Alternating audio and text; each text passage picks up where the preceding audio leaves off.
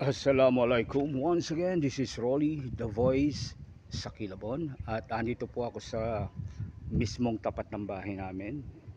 Yan. Yung pong pangalawa sa dulo. Okay. Okay. 3 floors po yan. Uh-huh. uh-huh. Doon lang ako sa ground. Bakit kanyo? Hirap kaya ako buwaba. Okay.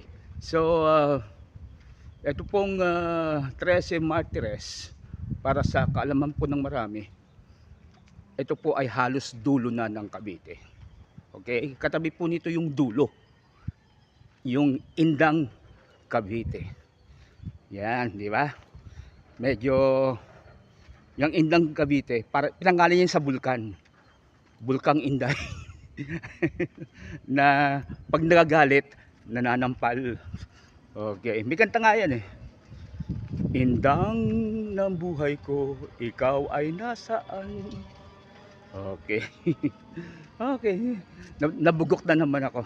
Once again, Rolly the voice sa Kilabon. Wednesday po ngayon. Kaya ako'y masayang masaya.